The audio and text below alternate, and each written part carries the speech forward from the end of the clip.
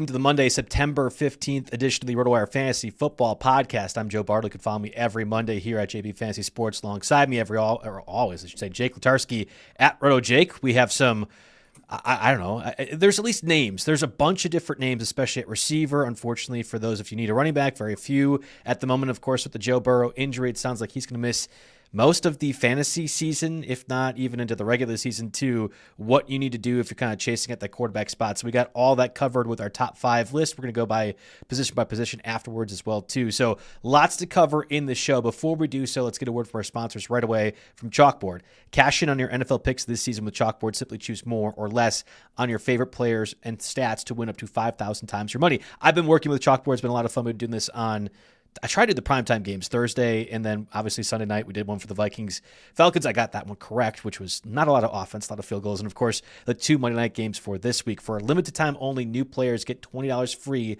with no deposit required. Yes, you heard that right.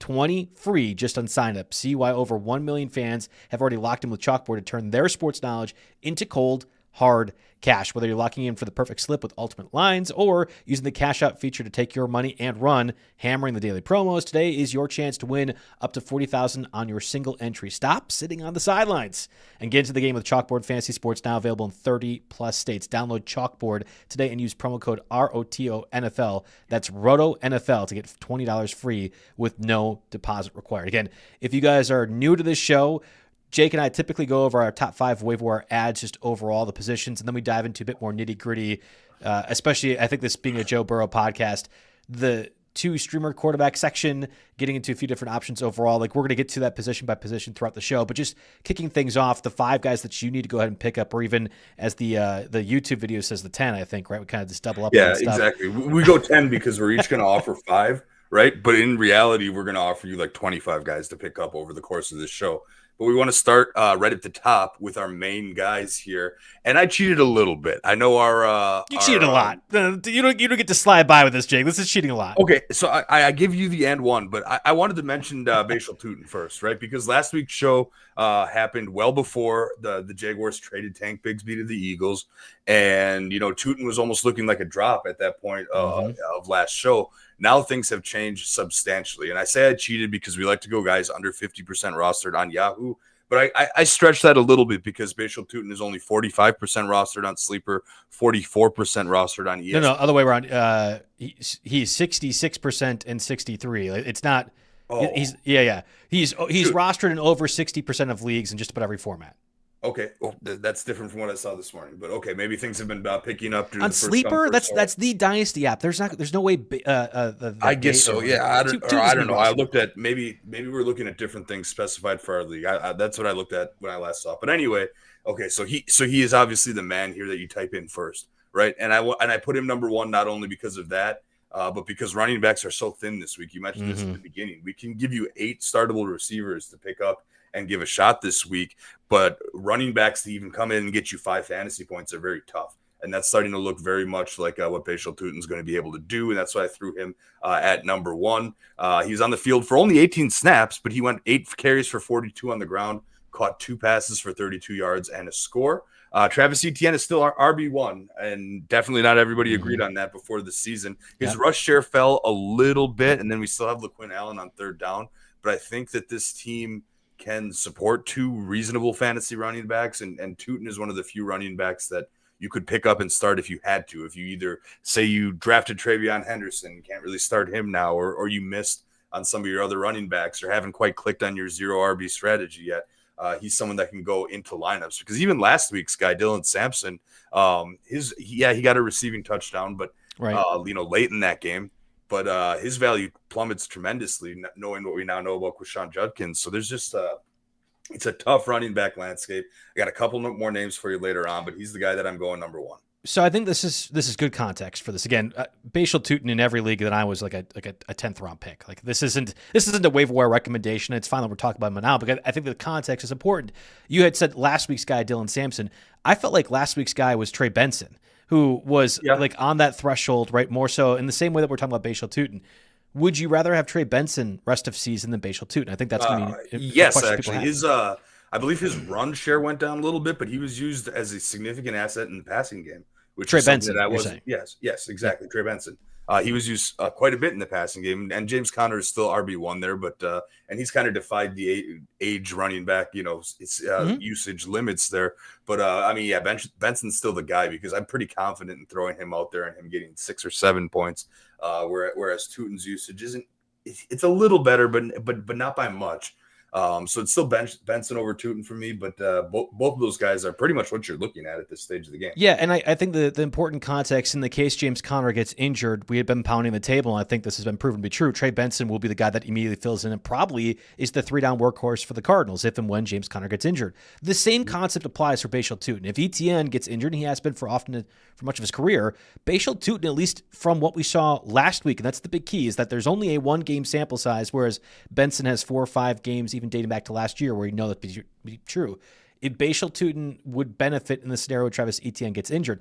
I didn't know if that was the case. I actually wrote about LaQuint Allen as probably the biggest winner of that Tank Bigsby trade because I thought there was confidence that there is this bruiser ball carrier if Liam Cohen wants that role in Jacksonville. Bhayshul Tuten get the opportunities that he did against that defense, obviously with the Bengals. That felt far more to be like a situational thing as opposed to a pickup. But last one I'll ask you, I think that this is, again, an important comparison.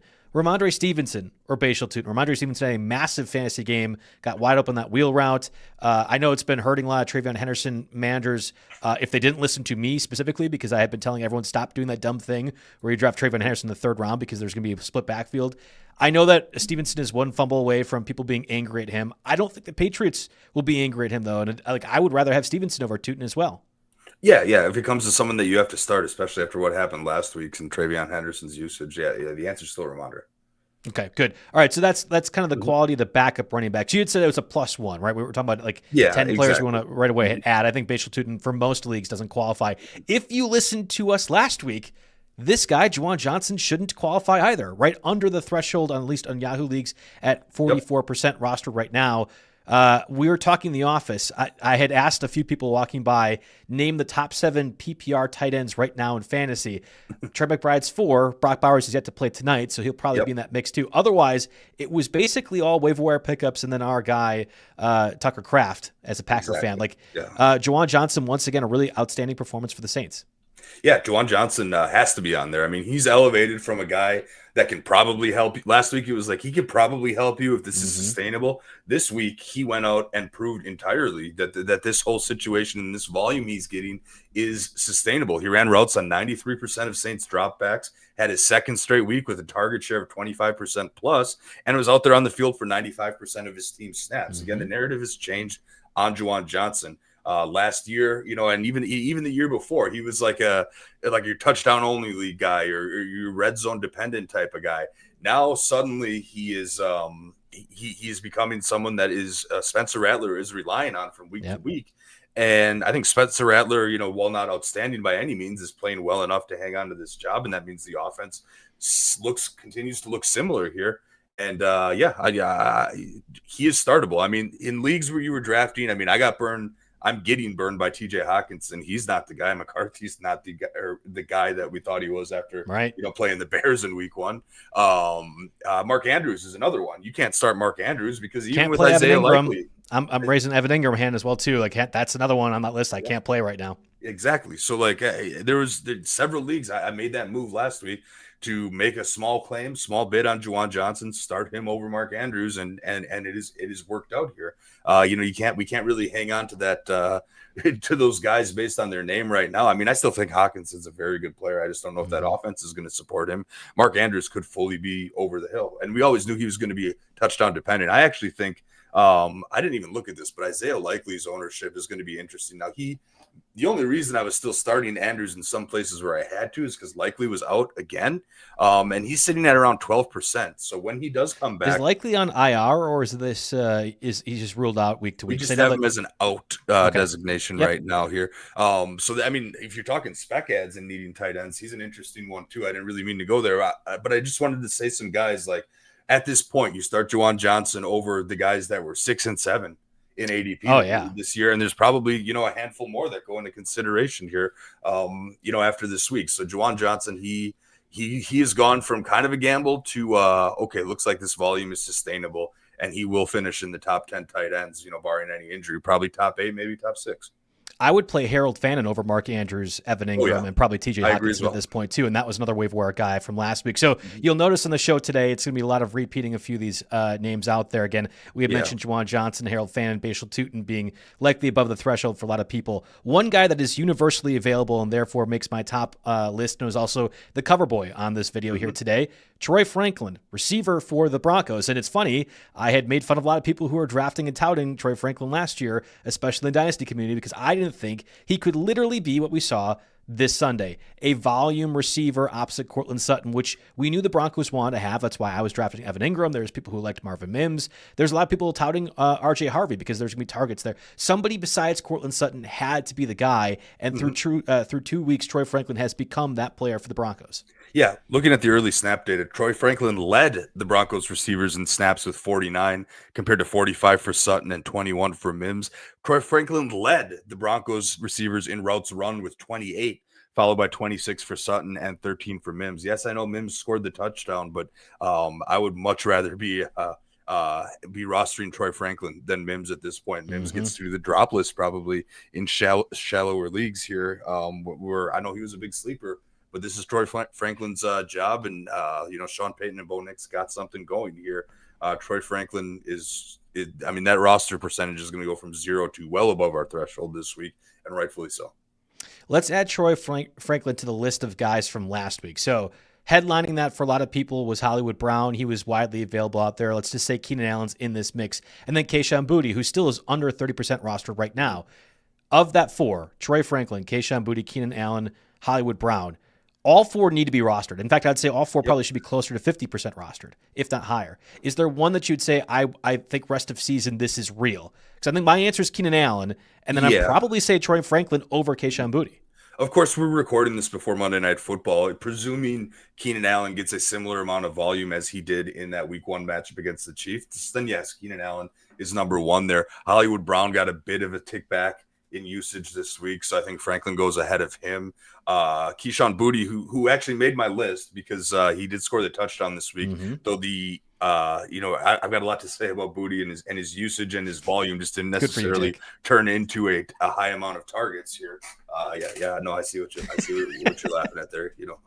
I got plenty to say about Boutte all the time. Good for you. Yes, exactly. But actually, the guy that the one guy out of that group that's the closest, Keenan Allen's above him, but the one guy out of that group that's the closest to me is Romeo Doubs of the Packers here. We have to talk about somebody in the Packers. Remember, Jaden Reed, after 4 snaps in that game, broke his collarbone. He's looking like out until November is the situation there. So there's suddenly a lot more Packers targets to go around.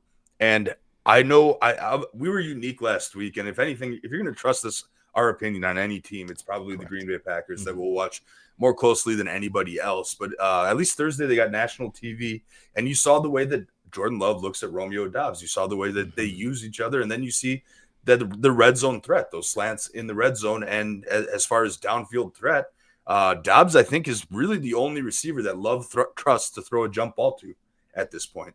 And, that's saying something about the room as a whole, maybe. But Romeo Doubs is 16% roster on Yahoo. He definitely makes I was ready to pick him up after Week 1 anyway. He was kind of a fringe drafted guy.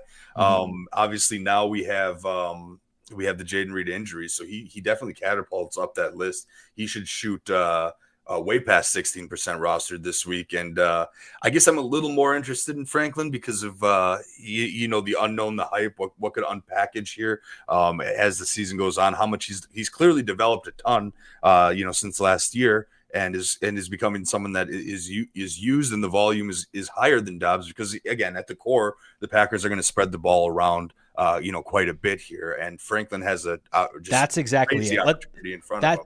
That's the exact part of this. Franklin ahead of Doubs for me, but Doubs is the closest out of that group that you just mentioned, of course, with the exception of Keenan Allen. It's the top 10 waiver wire pickups for this week, but in reality, again, I would rather have Hollywood Brown. I'd rather have Keenan Allen. I would rather have Kayshon Boutte. I would like Troy Franklin in this mix, but we're talking about situations that have changed from Week 1 to Week 2. The Jaden Reed injury is going to impact things, but it won't impact the Packers in the way that you expect. I think people are going to be like, oh, well, great, now Matthew Golden will get more targets. He will.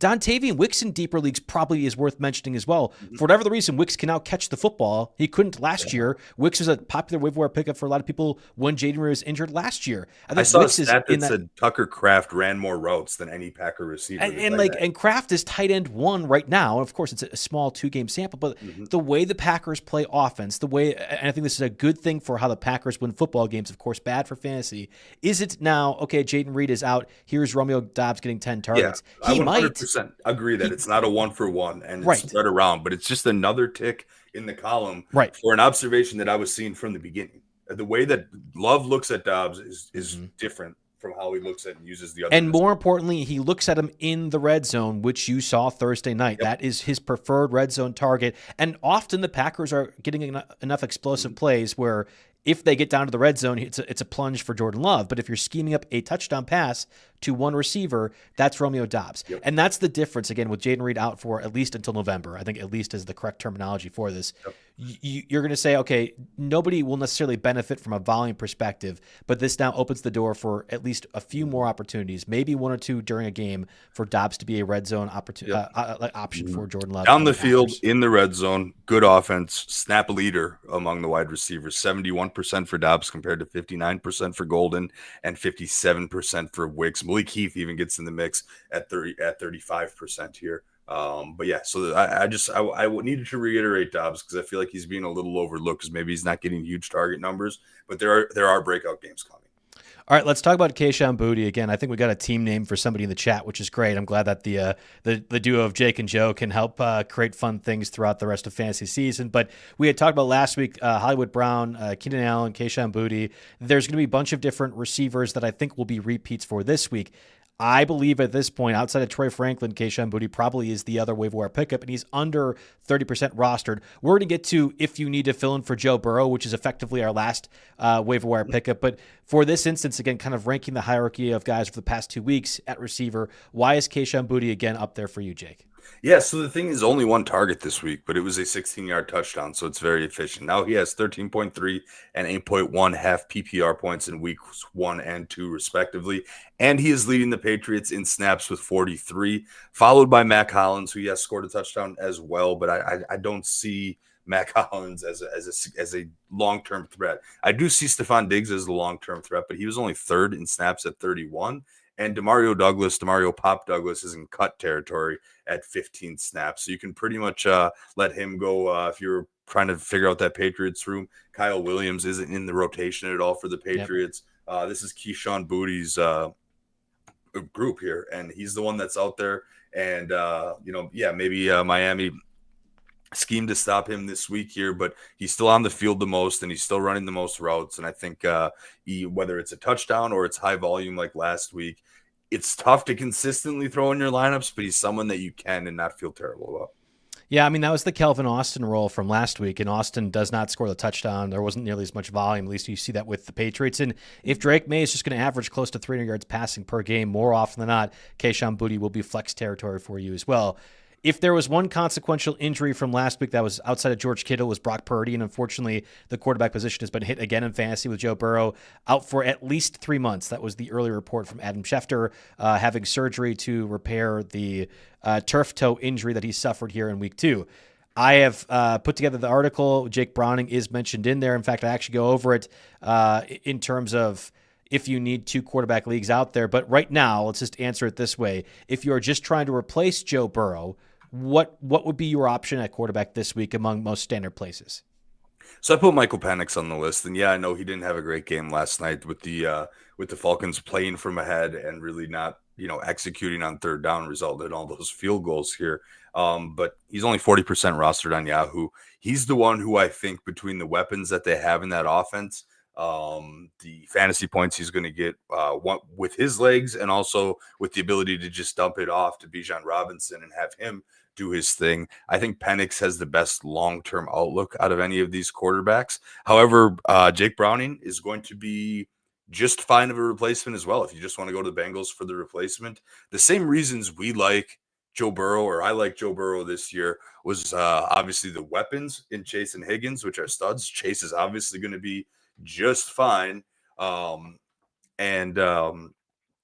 And then of course the Bengals' terrible defense, right? So those two things still apply to Browning. He'll be fine. We also have to talk about Daniel Jones. Like we kind of disregarded it last week. We're like, okay, he had almost 30 fantasy points against the Dolphins. Like, sure, that's fine. But then he goes out and gets almost 23 points against the Broncos. I mean, yeah. Now, granted, I know Patrick Surtain got hurt, but then he came back right away, so that's not really consequential there too much, I think. But yeah, him doing that against the Broncos makes me think, okay, Daniel Jones could be a pickup too. All right, so we had a paid question in the chat. I'm going to fold this into the overall. Do you need to replace Joe? I'm sorry. What do you need to do to replace Joe Burrow conversation? Ishmael sent us a message. Appreciate you. Bo Nix or Brock Purdy when healthy. Of those two. Now, Brock Purdy, I think this is not a fair answer because I think Brock Purdy is going to miss at minimum another 2 weeks, if not longer. The stretch of time was 2 to 5 weeks. Anytime I hear that, especially the Niners, I assume more 5 than 2. So let's just say Brock Purdy is out a month. The question is no-brainer. Complication mixed with a different injury. The toe is what's going to be the issue. It's not a Joe Burrow situation, but like, I don't trust anything the Niners say regarding injury reporting ever. So Purdy for me is out of this discussion. If it's between Nix and Purdy, it's definitely Nix. So then let's do this because I agree with you. This is obviously Bo Nix, but is it Bo Nix or Daniel Jones? Because Daniel Jones for a second consecutive week is going to be top 5 starting fantasy quarterback. And you look at their schedule the next 2 weeks, the Titans, a good defense, but also a team that I think if you're the Colts, you can score on because you just scored on one of the best defenses in the league last week in the Broncos, and then the Rams who have a good pass rush. But again, at what point do we have to say, hey, I mean, Daniel Jones just is playing well. Like all this bad tape that we've seen over the past couple of years, it is what it is. He's with Shane Steichen. He's in Indy now. At what point is Daniel Jones a guy that you're starting over a Bo Nix, for example? Yeah, so I'm not quite there yet with Daniel Jones. In the end, it's really tough for me to shake what I think about Daniel Jones to begin. Despite what he did last week, I'm giving him some respect for that. But look at the matchups for Bo Nix. I mean, he's got the Chargers, who are the 6th most favorable matchup, and then he's got the Bengals in week 4. And then, of course, getting down to the Eagles is going to be quite a bit tougher in week 5.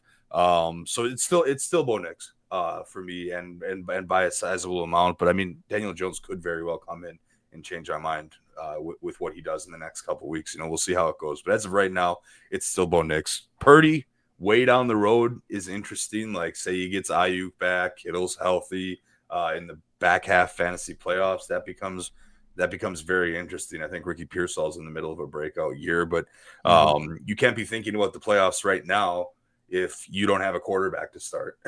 So go grab Bo Nix, or not grab Bo Nix, or use Bo Nix. Sure, if you can IR Purdy, it very depends on the format. If you can grab a Daniel Jones or even a Penix, or whatever you want to do in this situation, do it just so you have depth and make things interesting. Give yourself a good decision. But for the next 2 weeks, at the very least, it's Bo Nix locked in among that group. That's how I'm looking. To round up my list, I have Diami Brown, receiver for Jacksonville, and Elke Umanor, receiver for the Titans, as part of it. But again, it's kind of just a rehash of a few guys from last week. Again, if Hollywood Brown or Keenan Allen somehow available, we talked about Romeo Dobbs as well, too, in this equation. Keyshawn Boutte scores a touchdown. There hasn't been consequential changes just yet. It's been stuff on the margins. And whether that be changing your kicker and defense streamers or things like that, there are reasons to play around the margins. And I think it's very important to cycle through what is the bottom of your depth chart. But that is where we're at right now in the pre-week 3 waiver wire stuff. Is that not many consequential players? Dynamic Brown's interesting because Travis Hunter's playing more defense, and Brian Thomas has the case of the drops all of a sudden. And then what was the other one? I mentioned Elke Umanor for the Titans, who caught that touchdown pass. Did you see his touchdown, by the way? It's crazy. A crazy throw. Cam Ward was going all the way to the right, rolling right, chucks it across the full 30, 40 yards across the field. And I'm thinking, oh no, what are you doing? That's coming back for 6 every single time. And I'm sure he's going to get chewed out in film and from the coaches despite the result. But Iomanor comes up with the football and they score a touchdown. And that's one of the craziest things. So Iomanor is very interesting. Clearly he's got the trust and a lot of the skills. So, let's go. We went into a bit of detail if you're trying to replace Joe Burrow with the Michael Penix part of things, who made our top 5 list as kind of like the just fill in standard-ish leagues if you're missing a top 5 quarterback, like Jake, you and I are, in what is going to already be just a dead auction draft that we did because we had Jaden Reed too. So we took not 1 but 2 zeros in Joe Burrow and Jaden Reed this week in our auction draft team. We're going to get to deeper leagues and kind of the strategy of the Mac Jones part of things, Daniel Jones, if he's in that mix as well, in 2 QB formats in just a second, though. We're going to get a word from our sponsors, Vivid Seats. NFL, of course, is back, and don't just sit on the couch. Lock in your seat this season with the Vivid Seats app, where you'll score the lowest price tickets guaranteed. That's right. Vivid Seats is introducing their new lowest price guaranteed, so you know you're getting the best deal all season long. Seriously, try to find a cheaper ticket. It's not going to happen. Every rushing yard, red zone pass, jaw-dropping play, Isaac Tesla catch at this point. For your favorite team, live and in person, here's the kicker. When you buy with Vivid Seats app, you rack up rewards and free credits. That's your personal home field advantage. And if that wasn't enough, Vivid Seats is offering you $20 off your first $200 ticket purchase with the code ROTOWIRE. That's code ROTOWIRE. So suit up with NFL this season. Download the Vivid Seats app to get the best deal in the game with the best prices. Terms and conditioning apply. All right, so if you are missing Joe Burrow for the foreseeable future or Brock Purdy, you're going to have some options, at least from a streaming perspective. We mentioned Michael Penix against the Panthers defense, probably one of the better spots. And, of course, the dud Sunday night against the Vikings might help the roster rate for Michael Penix. Is there anybody else outside of him that you consider starting if you are kind of looking for a streaming quarterback option this week? Yeah, looking down the list, there are quite a few rough options here. Even some of the sleeper guys, that we had at poised for bounce back. Guys like Trevor Lawrence and Tua aren't quite there yet compared to Daniel Jones and Michael Penix, which I never thought I would initially say. Mac Jones, of course, he's interesting. He had 3 touchdowns in place of Purdy, even with the depleted weapons here. Purdy's unlikely for week 3, again, that 2 to 5 week timetable. Mac Jones versus Arizona versus Jacksonville at the Rams. That's a decent run of games. So he becomes pretty interesting. Also, Spencer Rattler, 2%. Yep. Mm-hmm. At Seattle, I put down in my notes last week, Spencer Rattler useful, and then I just wrote my notes this week, Spencer Rattler still useful. I mean, they're a team obviously that isn't going to win a lot of games, is going to play from behind quite a bit, but he's still got some interesting weapons in Kamara and Juwan Johnson and Chris Olave and Rashid Shaheed, and the offense itself is looking all right. And if that amounts to 20 fantasy points a game for Spencer Rattler, go for it here. And then, once you get down to the 2 quarterback league discussion here, Justin Fields, of course, his story got overshadowed by Burrow. Fields was not playing well, and then he ended up having to go get evaluated for a concussion. We'll see what the story is there, but Tyrod Taylor would be the next man up there if you're doing 2 quarterback leagues. And Russell Wilson, 5% rostered. Had a great game against the Cowboys. The Cowboys defense might end up being one of the worst in the league when it's all said and done, so maybe pump the brakes a bit there. But he at least bought some time to fight off Jackson Dart. Now, Jackson Dart, Brian Dable said they were going to have packages for him. Never happened in week 1. Week 2, it actually did, and it was weird. Even in the game-winning or the game-tying drives and in overtime, they were like platooning those guys, and I'm like, why are you doing that right now? And I don't know if they're just trying to confuse the Cowboys, because I guess that worked in a sense at some point, even though the Cowboys came back. But Russell Wilson's at least has been able to stave off Jackson Dart for maybe a couple weeks, but I still think he's 1 or 2 bad games away from losing that job there. So I don't know. I just kind of gave a big, long 2 QB rundown because we did go over Penix and Jones. Yeah, and those guys early in the show. So rewind if you're just joining us now. And those are the guys. You're forgetting one name, and I think is actually very important. We have this discussion, right? We're talking about replacing Brock Purdy, but more so replacing Joe Burrow for an extended time. I think Jake Browning needs to be in that conversation. I went back and looked. He had started, I think, his rookie year, so that was 2023. So 2 years ago now at this point? Yep. He had started the final 7 games, 6 games, something like that.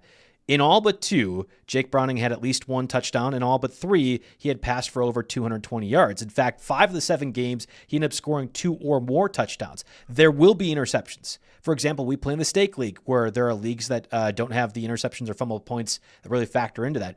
I think Jake Browning, by volume default alone, is going to be a top 20 fantasy quarterback week to week. Now, I'm not saying you lost Joe Burrow, go ahead and pick up Jake Browning over Michael Penix. But certainly in your Scott Fishbowl leagues, and certainly we play in a bunch of different Superflex leagues, I think Jake Browning might actually be kind of like a 40% budget blower in there. Yeah, In your leagues where you need to have 2 quarterbacks starting, Browning, I believe, is going to be worth it. Exactly. I mean, Fishbowl is an anomaly that I feel like the great percent doesn't really apply to the great percent of our users, but that's like I don't know. I'm going to bid 600-700 on him. Yes, this week because that's why I want to have the conversation. There's nobody else to start. I'll be left with C.J. Stroud and I don't know Shedeur Sanders, who I took in round 18 or something like that. You could probably drop Shedeur at this point, Jake. Yeah, no, I'm aware.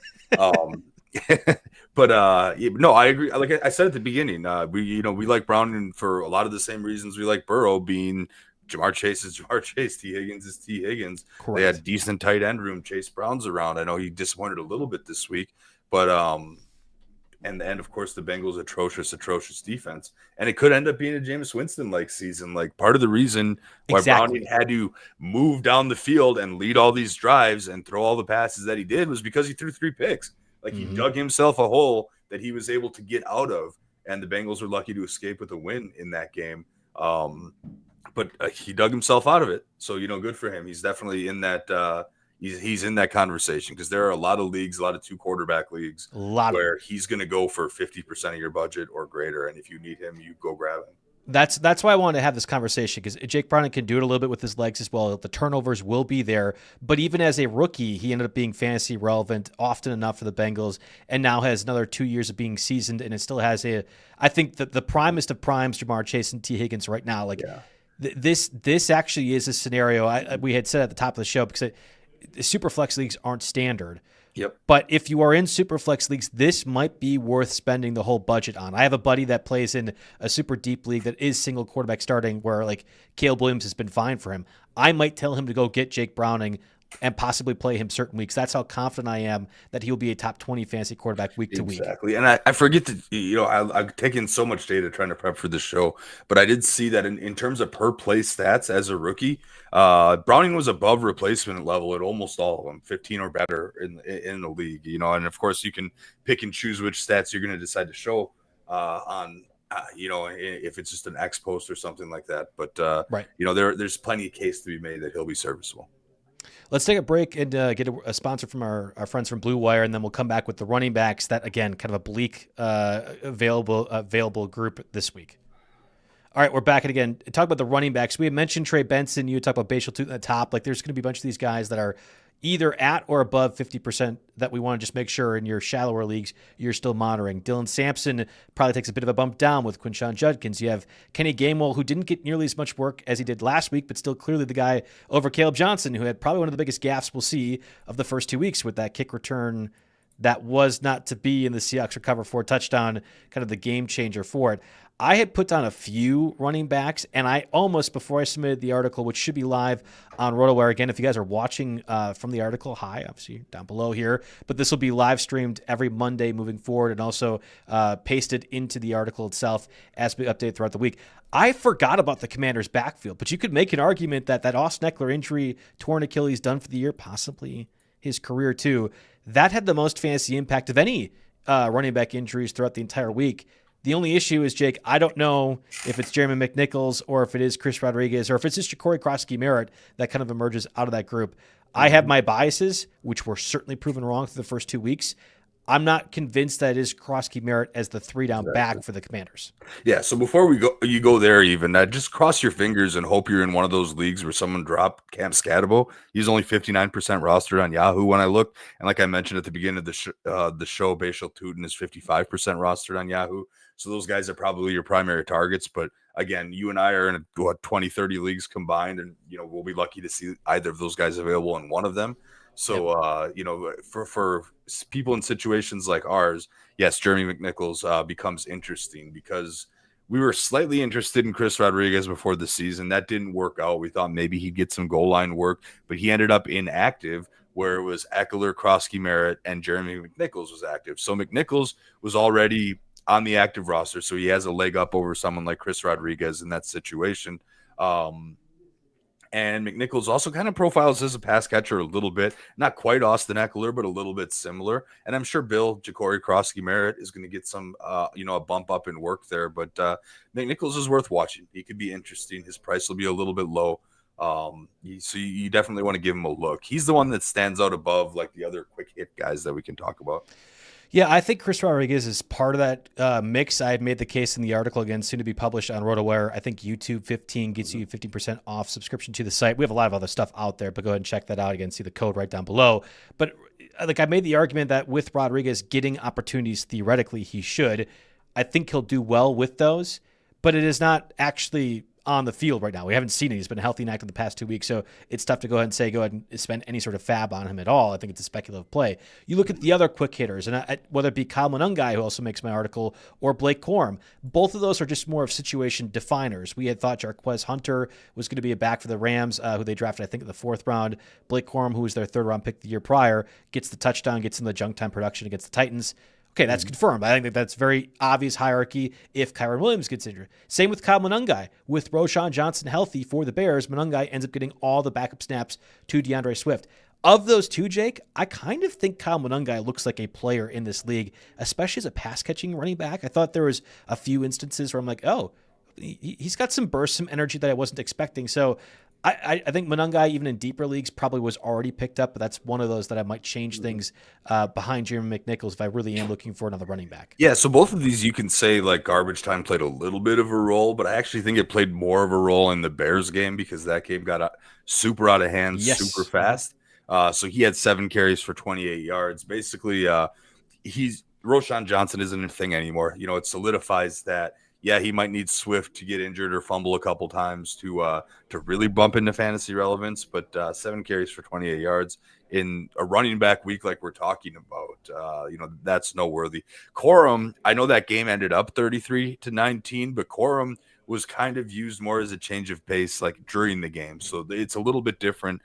He carried the ball 5 for 44 yards. And of course, scored the touchdown there. I remember we were big Blake Corum guys last year. It didn't quite work out here, but maybe we're just a year too early. We were just a year too early on that. Needed some time to develop and get going, as some of the later round running back draft picks do here. So Corum, Monangai, guys that are out there readily available. You go ahead and take a look here. I made a list of drops. Some of them are not controversial. Some of them are controversial. Yeah, I mean we can go over them. I think it's. So what I would tell people right now, I play in 17 leagues. I would be willing to bet that if you were to say what's the average amount of running backs to receivers on your roster right now, it's probably something like either 3 or 4 running backs, not many more than that, and then like 7 or 8 receivers. And the way I play with my bench is to just try to get the value right there that if I can move things or if I have to cut whatever else, it's fine. I don't do the speculative stuff, especially at those running backs, unless I really need to. And the way I was drafting this year, I'm going to have a Bucky Irving and Jonathan Taylor, and then I'll have a Kenneth Walker, and that's a 3 stack that I'll just roll with for however long those guys are healthy. There isn't a lot of speculative plays. So by default, if we're saying here's 5 receivers to pick up, like I did last week and I will this week, you can probably cut a few of these running backs.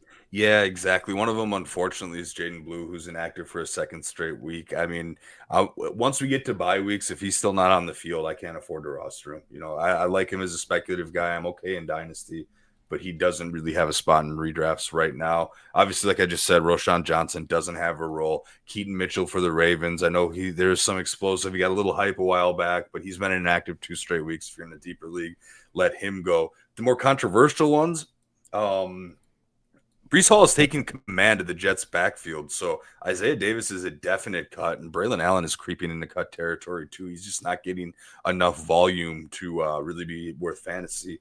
Worth a roster spot in a 12-team redraft here. And I guess the more controversial, he was actually dropped after week 1 in one of my leagues, and that was Caleb Johnson, buried on the depth chart behind Gainwell and Jaylen Warren. Jaylen Warren had even a much better week this week, and then Caleb Johnson makes that boneheaded move on the kick return where he touches it, it goes off his hands, he lets it go into the end zone, but doesn't go out of the back of the end zone. And the Seahawks jump on that for a touchdown in a critical moment of a game. I mean, that's the kind of thing that'll, I know he was active for the game, but I could very much, if they pull him from kick returns because of that, then there's no reason to have him active on that roster. And then, of course, he falls right into the territory with these other guys that aren't on the active roster here. So Caleb Johnson's a definite cut. I actually made a claim for him for someone that cut him after week 1.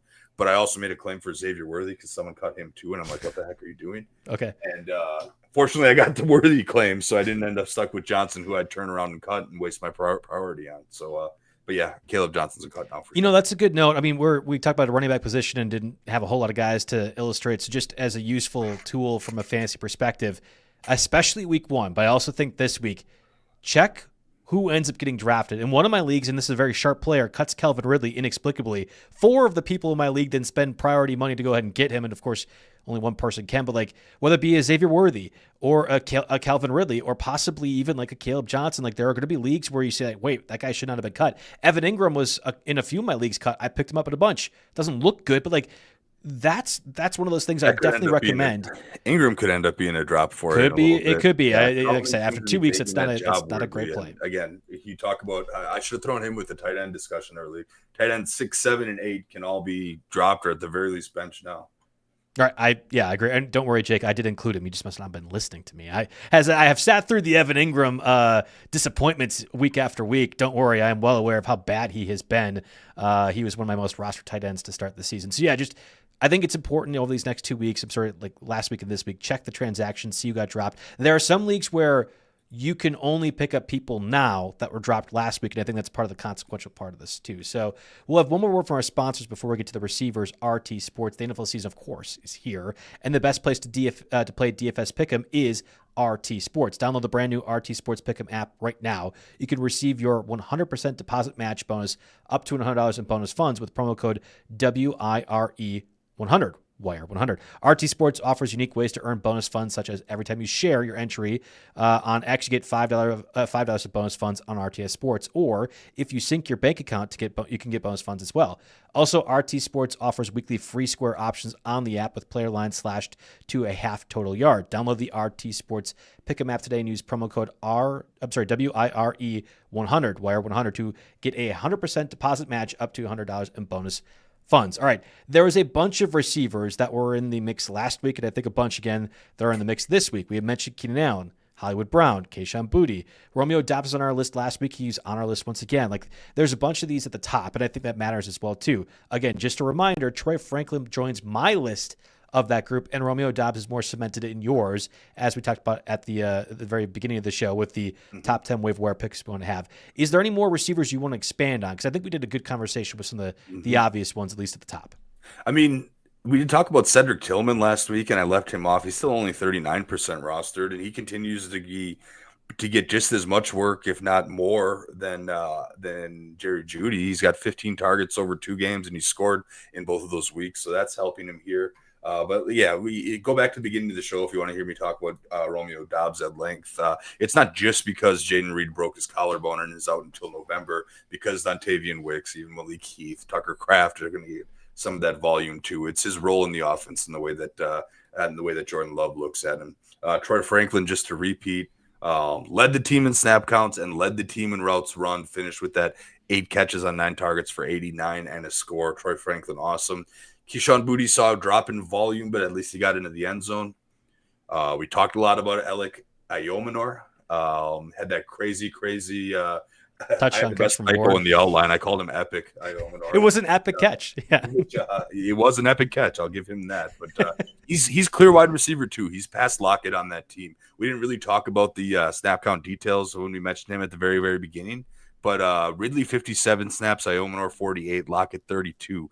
Routes were 37 for Ridley, 28 for Ayomanor, 19 for Lockett here. So Lockett is wide receiver 3, and I don't think wide receiver 3 can be supported in a Cam Ward offense. So he goes on the drop list too there. And then there's a lot of quick hitters, like smaller guys here. I know you feature Dynamic Brown on your list, and yes. He's grown on me the more that we've had this discussion. Again, Travis Hunter's playing more D. Brian Thomas Jr. is getting drops. I think Dynamic Brown actually dropped another. Was it a touchdown catch? Possible touchdown catch? But that game could have been bigger than what he had. He already caught 5 of 7 for 57 and a score. So he's very interesting there. Anyone else you want to feature from my list of quick hitters? The Wan'Dale Robinson thing we mentioned, that's going to be a bigger deal in my article. I just think from a volume perspective, that was a best ball play I liked, and I think you could do that as well, redraft. And MacFam actually mentions it in the chat, but Hunter Renfrow is on this list, at least for me. Now, it's a 29-year-old slot receiver that barely made the team, and only because Jalen Coker got injured and is on injured reserve. there's a number of reasons why Hunter Renfrow shouldn't be in the spot. And yet you look at what Bryce Young has basically only been good at in his career, getting the slot target involved, whether it was Jalen Coker, Adam Thielen, who has since been traded to the Vikings, and now Hunter Renfrow. Like, I want that spot rostered, at least in deeper leagues. The 2 touchdown catches probably won't happen week to week. The volume that Hunter Renfrow saw, I was surprised didn't happen week 1, but we saw it in week 2 in a scenario in which the Panthers are trailing. I don't know about you, Jake, but I think the Panthers are not a very good football team, and I think more often than not, either Bryce Young will put them in a spot where they're trailing, or they just will happen to find their way there because they're not good. And in that spot, at least improved like a lot of people thought it has. At least in the next 2 weeks until Jalen Coker comes back, I think Hunter Renfrow in your Scott Fish Bowls, for example, or even deeper formats, should be picked up and might even be played in certain places. So the question for me is Hunter Renfrow addable? Yes. Am I going to pick him up and start him right away? Probably not, unless it's a really deep PPR where I'm out of options. I can't envision a lot of formats where I pick him up and move him into my starting lineup. So in general, that last bench spot for me is going to go to someone like, well, obviously Wan'Dale Robinson. You mentioned that he's not going to get a shootout with the Cowboys every week, but This is at least possible. I'm trying to use that spot for an upside guy, maybe. And there are a few on this list. I know Tyquan Thornton missed some balls, but he actually topped the Chiefs with 30 routes. Only Travis Kelce had more targets. We all thought it was going to be Hollywood Brown. Thornton was the guy that they went to this week to mix results. That interesting. And Isaac Tesla went from 7% route participation in week 1 to 29% in week 2. He's becoming an interesting another ridiculous catch. Did you see that one? Another ridiculous catch. I mean, he's making things happen. Jameson Williams leads the team in routes. Amon-Ra St. Brown obviously had 3 touchdowns. I either had him or went against him in every single league this week. It was one that is tough. That's brutal. Yeah. It's all decided. And fortunately, in one of them, I went against him. I had neighbors to balance it out and go ahead and win that matchup. But otherwise, that'd have been frustrating here. Thornton's interesting. Tesla's interesting. I had to write down Devontae Walker because he caught both of his passes for touchdown in the Ravens blowout of Cleveland. But I don't think that he cuts into the Zay Flowers, Rashad Bateman, even DeAndre Hopkins pecking order. I'm going to write that one off as a bit of a fluke, but it was crazy to see him see the end zone a couple times here. But that's all I have for names. Just to reiterate, you got to drop somebody, right? If you're stashing Luther Burden, that's not going to happen. He's buried on the depth chart. Adios. If you're stashing Curtis Samuel, Jake, who is stashing Curtis Samuel? I don't think in Curtis Samuel's mom's league, nobody was rostering Curtis Samuel. Okay, fair enough. I saw him taken as like a late pick just because Shakir was hurt and the receiving situation was very uncertain, and I guess there was the Cook uncertainty. I don't know. I saw him taken in a couple plays. Pop Douglas is the same way. I mean, maybe these aren't super bold drops here, but I think it's the running backs again. I've seen drafted that can definitely go. There's definitely someone holding Luther Burden in a 12-team redraft I saw as of this week. So, like, it exists. Yeah, no, I think I go back to you could drop the running backs for some of these receivers. Somebody was asking in the chat, do I drop Colston Loveland for Juwan Johnson? Like there are other positions. It isn't necessarily drop a receiver to pick up a receiver. I think the way that we're seeing it right now through the first couple weeks of the season, we need to have more of these receivers rostered. The only issue is you can only start so many. So at some point, it's how you want to build your team that I think is kind of the consequential part of this. Let's move over to the tight ends. Again, we mentioned Juwan Johnson, who's still on our list again at just under 50% rostered. I think Harold Fannin ended up proving to be a fantasy relevant target in PPR leagues. And then Noah Fant ends up having another good game for the Bengals, one that we talked about kind of as a fringe tight end as well too. Juwan Johnson still on our list. We had Zach Ertz, who is right now, I think, tight end 2 in fantasy before Brock Bowers plays today. The one that I added to my list, and we actually don't have it on the rundown, so I'll kind of talk about it.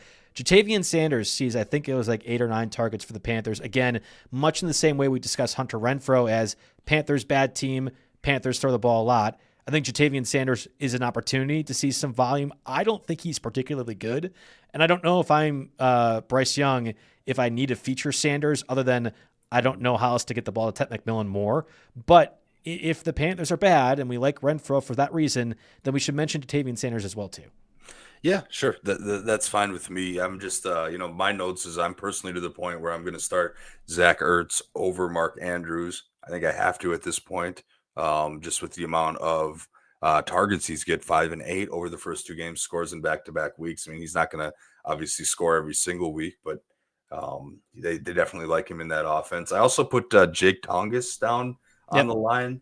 Again, there's leagues like Fishbowl with the tight end premium, where he's basically the primary Kittle replacement in terms of a pass catcher. He caught 4 or 5 targets for 31, and you can do a lot worse than that with the tight end landscape here, as I did in any league that was starting Hawkinson, which I think was about 3 or 4 of them. So, oof.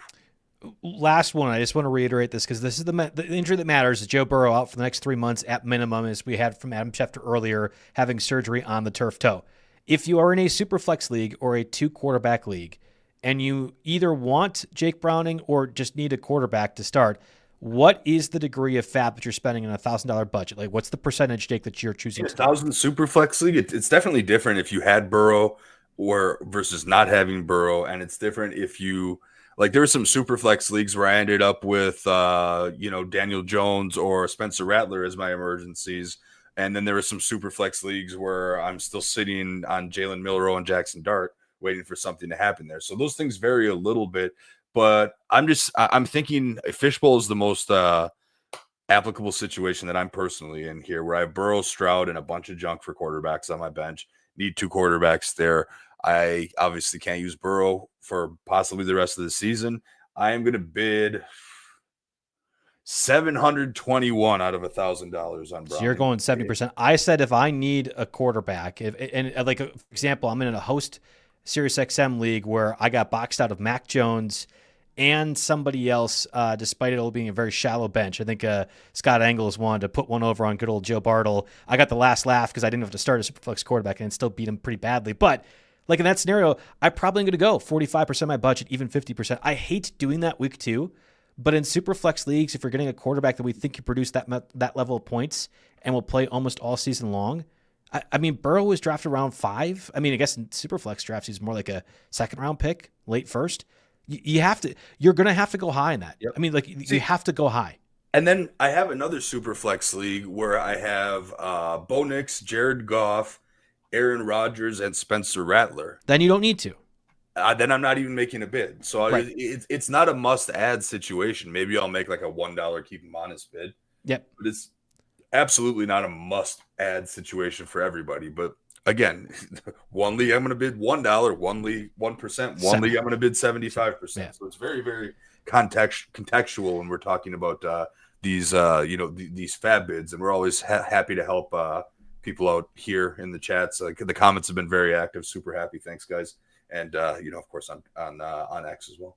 Yeah, JB Fantasy Sports for me, Roto Jake for Jake. I know, like 2 minutes real quick. Streaming defense and kicker. I mean, more importantly, just the defense part of things. Who are you looking at this week? Yeah, I didn't really touch kicker this week. The 2 that stand out to me, I know I've talked about Spencer Rattler a little bit, but Seattle is only 24% rostered, and they're at home versus New Orleans. So Spencer Rattler and the crew has to head west, and that could make things interesting there. Then a lot of people dropped the Commanders against the Packers, rightfully so. But they're only 18% rostered now, and you can get them at home against the Raiders. So again, I'm looking at low over/under, home team, and obviously meeting our thresholds here. Chances are, in most scenarios, you're going with the defense that you drafted if you paid any kind of a premium. But if you're streaming, those are the first 2 names I'm looking at. Packers play the Browns this week. If by chance the Packers defense is left, go ahead and get them as well too. I'm looking at quarterbacks that have a lot of turnovers. I don't know who the Dolphins necessarily face. Oh, it's the Bills. Bills are already widely rostered as well too. So I think we can make some inferences, especially these younger quarterbacks making mistakes. Green Bay 54%. I just looked. Sorry to interrupt. Green Bay 54%. So again, if you're going to cheat like I did with the running backs at the beginning, I guess Green Bay would be the best option, even though they're going on the road. That's Joe Flacco. Yeah, it's Joe Flacco. So let's go. And you'll get Jake Browning a little bit later in the year as well too, when the Packers take the Bengals on. Yeah. I think at this point, I think you pick up the Packers, and they're in the group of defenses where you pick them up and hold. The Micah Parsons effect is real, and he's making Rashawn Gary better. And the secondary is getting healthier. Hobbs is back. McKinney's McKinney. He hasn't, made the crazy. I mean, McKinney's a crazy playmaker. He was in the, defensive player of the year running for a bit last year. Now we have 2 of those guys on the defense. Jeff Hafley's going to definitely look at some head coaching jobs this offseason if this keeps up here. But the Micah Parsons effect has made the Packers a fantasy defense just with that sack floor, whether it's him or the opportunities he sets up for Gary and Van Ness.